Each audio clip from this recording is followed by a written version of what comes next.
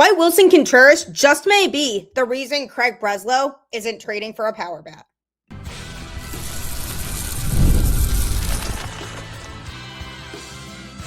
You are Locked On Red Sox, your daily Boston Red Sox podcast.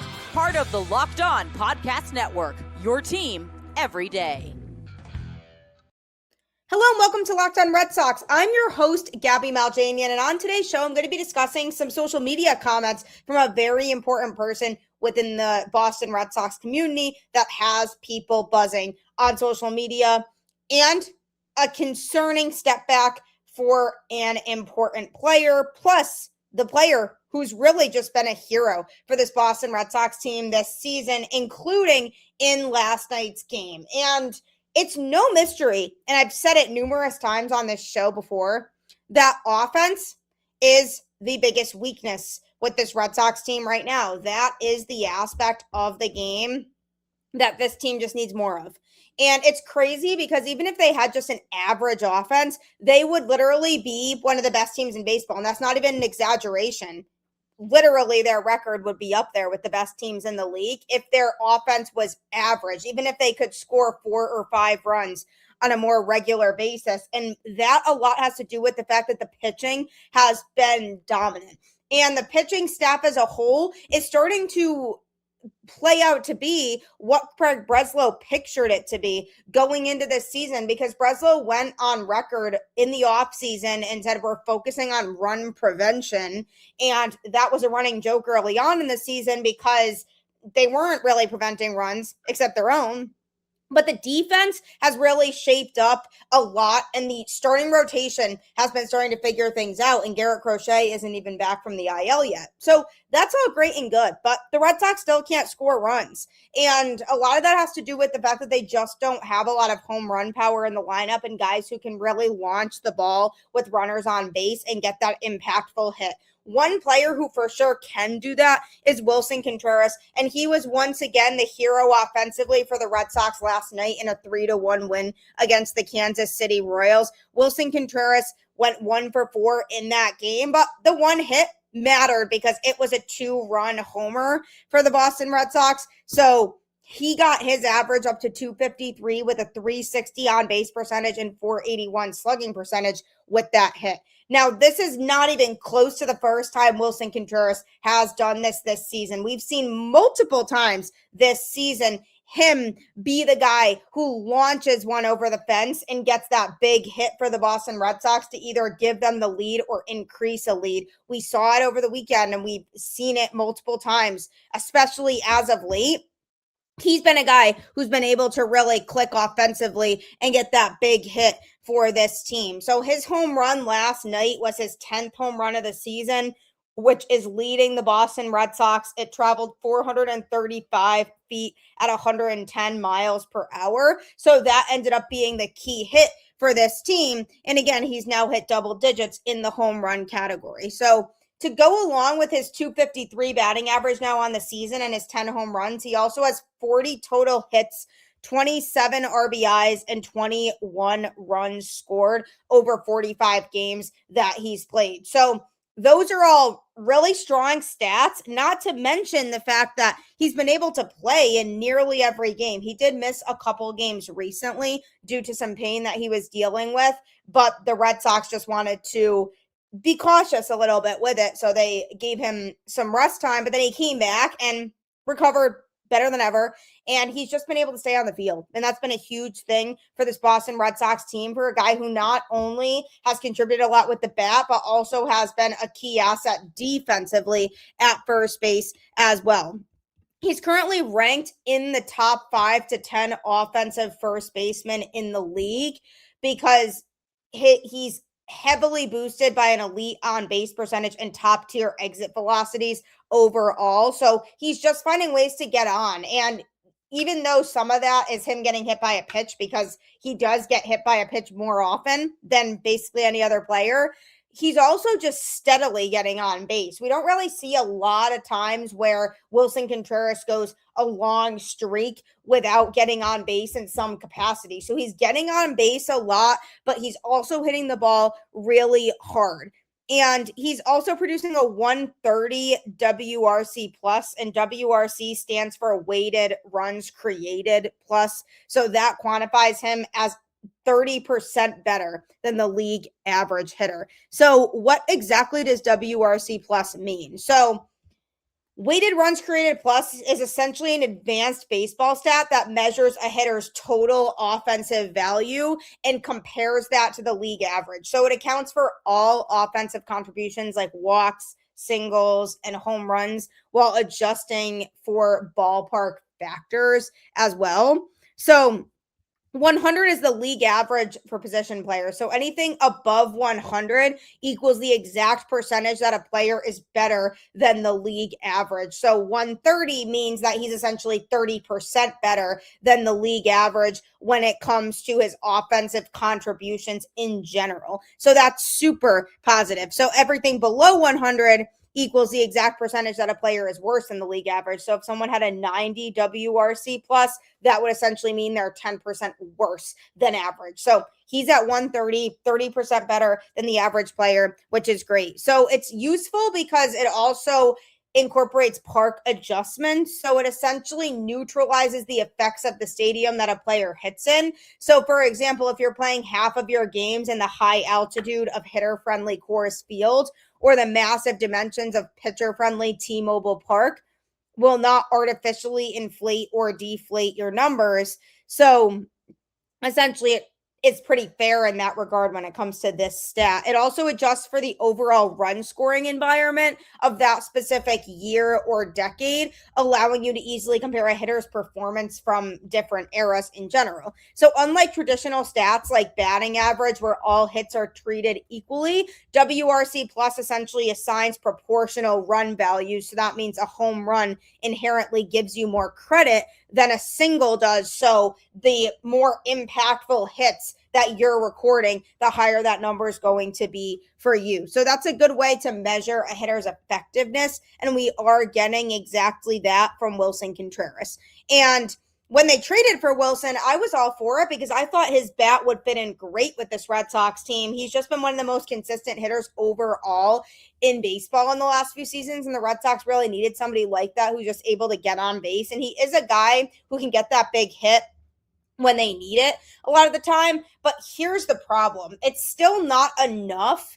And that's a lot less having to do with him and more having to do with the fact that other players that the Red Sox were banking on stepping up are not stepping up. Trevor Story is on the injured list now, so not as relevant at the moment. Jarren Duran, a guy who the Red Sox are really hoping would step up a lot more. Those two players in particular, as well as obviously Roman Anthony, who prior to getting hurt was off to a slower start than the Red Sox had hoped to the season. So where Craig Breslow went wrong is assumed, for one, that all of these players were going to perform at a higher level offensively, and for two, that Willson Contreras would kind of be that quote-unquote power bat that they need in the middle of the lineup. Now, a lot of people wanted Pete Alonso in the offseason. Willson Contreras is actually performing at a higher level than Alonso is. So the Red Sox essentially got the better version, it seems like, when it comes to their first baseman. However, that still doesn't mean that their offense had enough, because in reality, at the end of the day, after they lost Alex Bregman, they still needed another bat to go on top of that to really make this offense feel like it was a lot better, because they essentially added, but they also subtracted, so it kind of neutralizes itself and equals itself out, as opposed to it getting a step better. In order to get a step better, they needed to get that other bat to also go along with the acquisition of Willson Contreras. And in Craig Breslow's head, I wouldn't be surprised if what was going through there was, well, we acquired a guy who is a very strong hitter, can hit the ball hard, and can probably hit a lot of home runs. And based on his ball to bat ability, he probably can be a guy who hits a lot of home runs at Fenway Park. So therefore, that's that power hitter that we need. And that's flawed thinking, because while you have a consistent hitter in Willson Contreras, you're not going to have a guy who's going to launch most likely, 40 home runs on the season. So in reality, at the end of the day, the Red Sox, despite the fact that, again, he has those strong bat to ball skills, you needed somebody else to go along with him to add to the middle of the lineup. So they still need that piece. But to me, the biggest reason why Craig Breslow didn't add that other bat is because once they missed out on Alex Bregman, decided to allocate that money towards bringing in Ranger Suarez instead to add to the rotation. Craig Breslow said, well, what we added is good enough because our guys are going to continue to take a leap forward, which is going to help us be competitive. And we added a little bit of a boost in Willson Contreras, but it's all proving to have gone south because in reality, he didn't really do as much as he should have ultimately to improve that offense. So I'm still holding out hope that he's going to add another bat here prior to or at the trade deadline. I'm not holding my breath because last year's trade deadline was a bit underwhelming.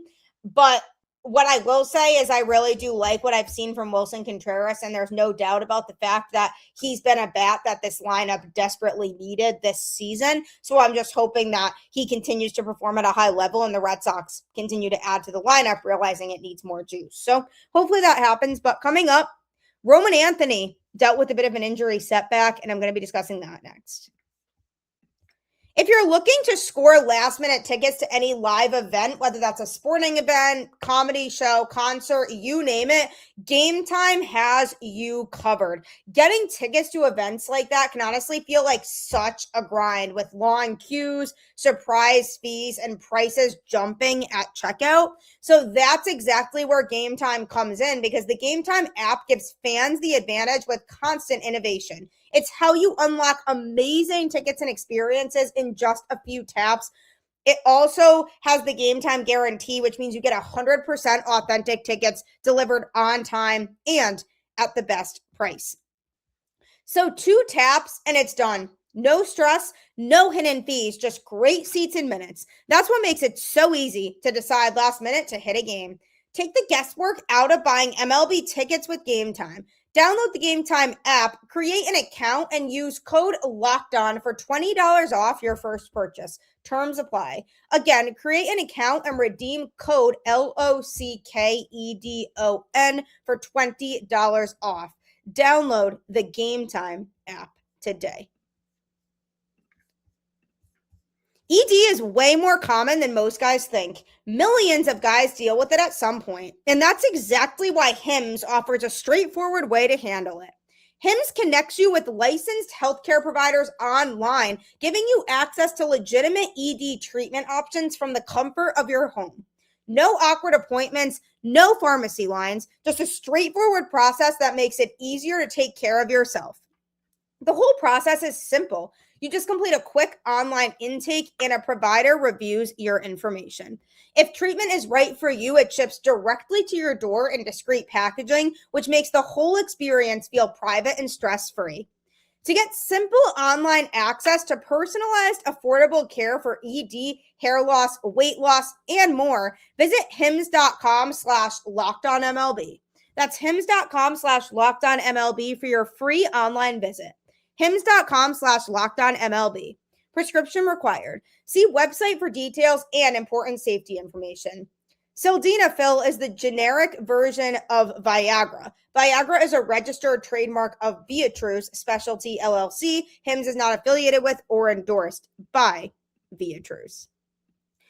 Don't forget to also check out the Everydayer Club for ad-free episodes and access to a group chat with me and other listeners of this show. Just tap the link in the show notes or go to lockedonredsox.supercast.com to subscribe.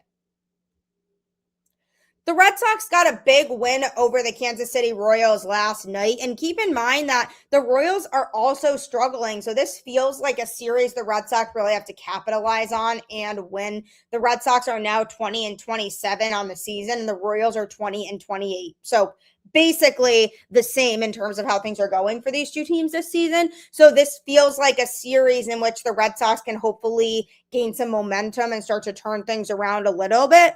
And one of the biggest reasons why they won the game last night was due to Willson Contreras hitting a big 2-run homer. And this is not the first time this season that we've seen him do that. He's done it several times before. But while we are excited about the way that that game went down last night, there was also some concerning news about Roman Anthony that came out. So this is a player who just had so much on his shoulders going into this season. The Red Sox, in the way that they constructed this lineup, put way too much pressure on Roman, and it was completely unfair. He is so young, just turned 22 the other day. So for the Red Sox to put the weight of the franchise on somebody's shoulders who's 21 years old, he had just signed a massive extension with the team. So he's already feeling the pressure of living up to that contract. But then there's also the Red Sox saying, oh, by the way, yeah, you're the face of the franchise, so we trust you to carry the offense. Good luck. So obviously, mentally, I'm sure that's taking a toll on him. And also now he physically is injured too. He's been on the 10-day injured list since May 7th with a sprained ligament under his right ring finger that he suffered during an at-bat in Detroit on May 4th. So he's been on the injured list, has been trying to take some swings, work his way back, but he felt soreness while taking some swings yesterday. So the Red Sox will now shut him down from swinging at least through Thursday. Chad Tracy said before last night's game, for the time being, we're probably going to back off until we get through the off day Thursday. Obviously, we're not going to have him swinging through soreness and discomfort, so not as good of news today, but we will back off and see what happens after the off day with a few more days of rest. So they're not going to, it sounds like, revisit it at all for the next couple days, kind of see how he's feeling, and then after the off day, go back to the drawing board and say, okay, what do we need to do from here? He had a cortisone shot within the last 10 to 15 days, and the hope was that he would feel good gripping a bat for the first time yesterday, but this unfortunately signals a setback for him. Right now, he's batting .229 on the season with a .354 on base percentage, .321 slugging percentage, and .675 OPS in 30 games this season. That's 130 total plate appearances. But he did start the month of May strong with 5 hits in his first 13 at-bats. And that's unfortunate, especially due to the timing, because if he was starting to get going a little bit in May, it's unfortunate that he got hurt and wasn't able to carry that over and continue that momentum and hopefully put together a nice little hit streak. So Roman, I have super high hopes for. I mean, I interviewed Roman extensively when he was in AAA. This is a kid who carries himself very well in interviews and doesn't strike me when talking to him as a just turned 22-year-old. He just seems a lot older than that, and he just has a really strong baseball IQ. Now, the problem is that he just hasn't been able to catch a break when it comes to being hurt.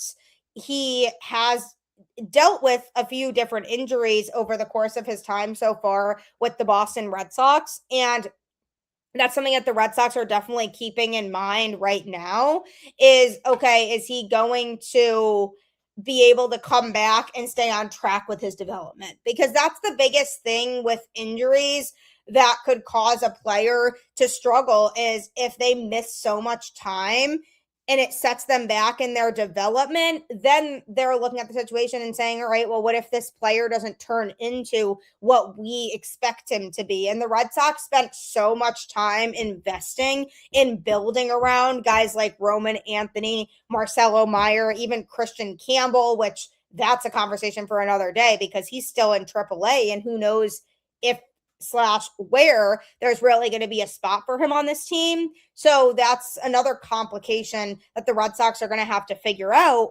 and visit at some point. But it was so notable that Roman was the guy that the Red Sox saw themselves building the franchise around.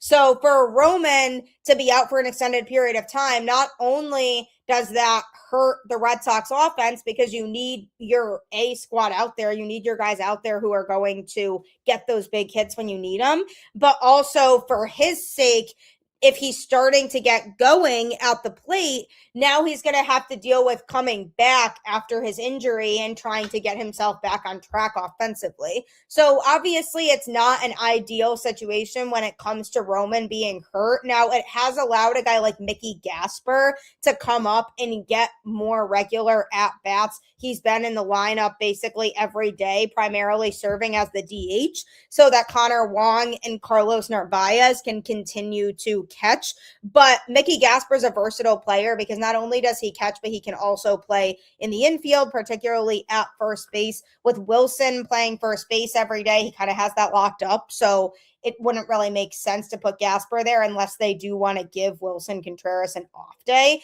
Then that is a possibility of something they could do, but they also have their utility infielders that they could utilize as well. But Chad Tracy believes in Mickey Gasper, and he really has come a long way at the plate over the last couple seasons. So I think Tracy wants to get him the reps. So he's been able to get more regular reps because the Red Sox right now aren't having to put Anthony in the lineup every day. So when Roman does come back from the IL, that could be a tough conversation for the Red Sox to have, because what if Mickey Gasper is still balling out? Because he's been swinging the bat very well for this team. He's been doing the little things right, and he's just been a guy who's provided a spark in this Red Sox lineup. So the problem then becomes, are they really going to want to send him back down to AAA if he's lighting it up and then Roman comes back? And if the answer is no, we want to keep him here, then they're going to have to make decisions about other players. Now, the logical thing right now that the Red Sox most likely would probably do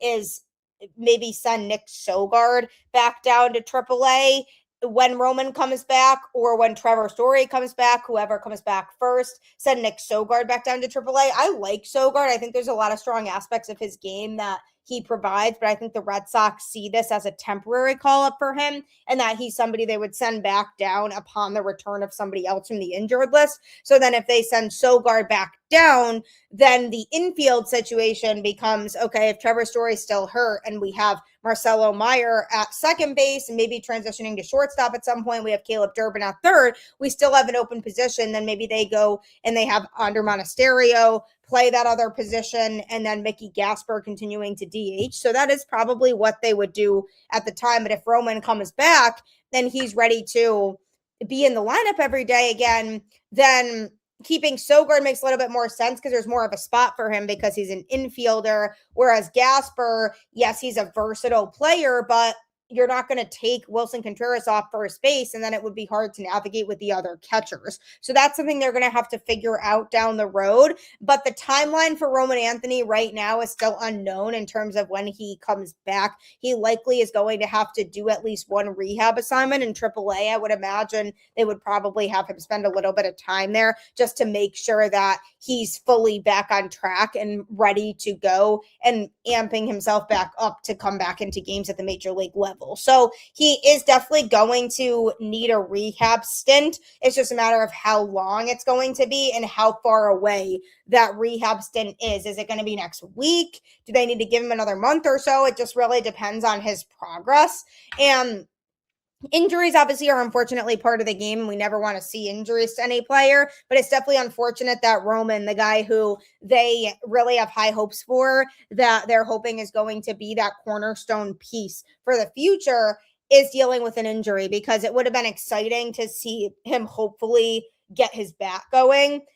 And now, because of the fact that he struggled in April to start the season, he has to kind of sit with that while he's recovering from his injury and doesn't have the chance to go out there and prove the doubters wrong after all the buzz and people saying, well, is it time for me to panic about Roman Anthony? So I'm sure he's hearing a lot of that, but he can't go out there and prove it on the field as much as he really wants to. I mean, he wants to be out there. He hates watching the games from the dugout. He wants to be playing. So I'm sure he'll do everything he can to get back sooner rather than later, but definitely a tough blow for this Boston Red Sox team. So hopefully no more setbacks for him, but hoping that he comes back sooner rather than later.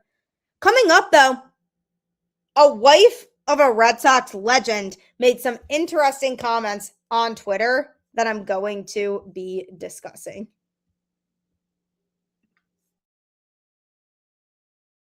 Hey, it's Mike and John from Locked On Angels. We wanted to talk to you about something that's important, and that's your family. I've been married a few years now, and my wife and I have a 1-year-old, and we're always thinking about his future. Who's he going to become? How can we help? And what ways can we make sure his future is secure? Yeah, I'm in a different season. I'm married. I have 3 young adult kids, and lately I've been thinking a lot about how to make sure my family's taken care of in the long term.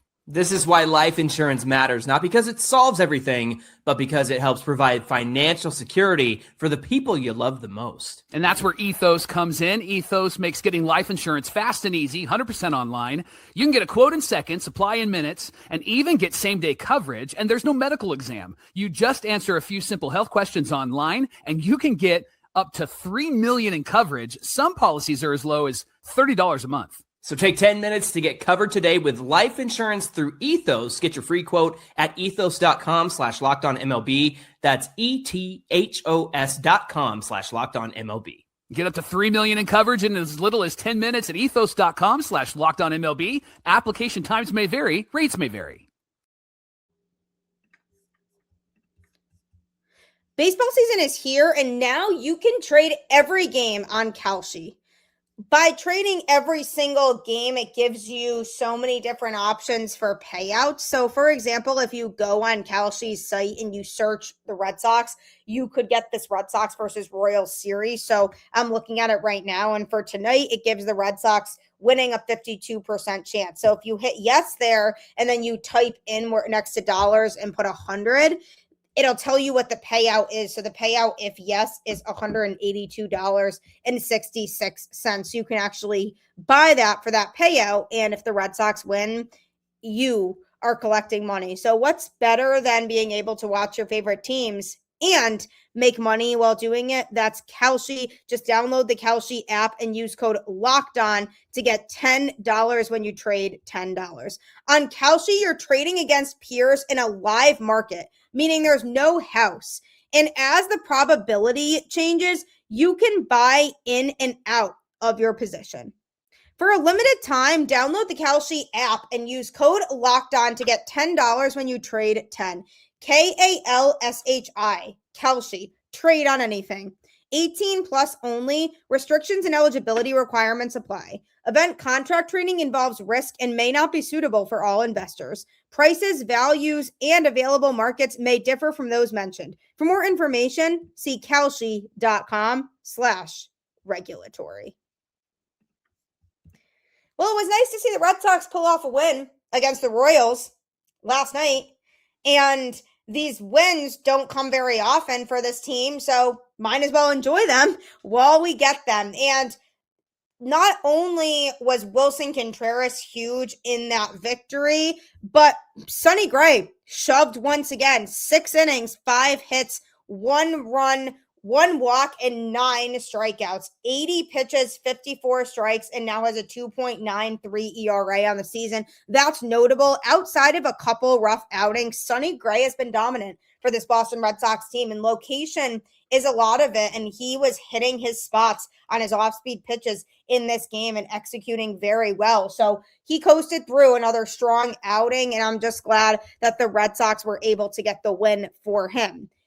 But even though Craig Breslow may have hit when it comes to identifying guys who are going to be dominant in the rotation, and he's been able to show that he's done good work on the pitching side of things, you can't exactly say the same thing for the offensive side of the ball. And the Red Sox struggling early on in the season had so much more to do with their offense and just not having enough big bats in the lineup, more so than the coaching staff that they had. And Jason Varitek was one of the coaches that was let go when the Red Sox did the mass firings, and they were very sketchy about Jason Varitek's role, basically saying they just offered him a new position within the organization and that he turned it down, but that ended up not being true. So basically, his wife, Catherine Varitek, appeared to take a massive swipe at the team, and this was bold. So she's pretty active on Twitter, and I love Catherine Varitek because she's very honest, very kind, and I just love having her as just a part of this Red Sox fan base. So Jason Varitek was one of 5 coaches fired late last month. Obviously, manager Alex Cora was the headliner nationally, but Varitek's departure, which the team then tried to frame as a reassignment, cut the fan base the deepest because, this was a captain of the team. How do you treat a former captain of the team that way? Somebody who means so much to Red Sox Nation. So not a good look. The 54-year-old is just a legend in Boston. The captain, like I mentioned, from 2005 to 2011. He was part of 2 World Series teams. Plus, nobody will ever forget him kickstarting the 2004 season by going to war with A-Rod. Absolute legend. Has been in the Red Sox organization for 3 decades and was a coach under Alex Cora for nearly his entire tenure in Boston. He's just a Red Sox lifer and a fan favorite. And Catherine Varitek essentially chimed in on the whole thing on Twitter. Somebody tweeted at her and said, I know this club doesn't deserve it, but please come back. And she shared that tweet and she said, they have the smartest man in baseball, and smartest man in baseball was in quotes, running the show.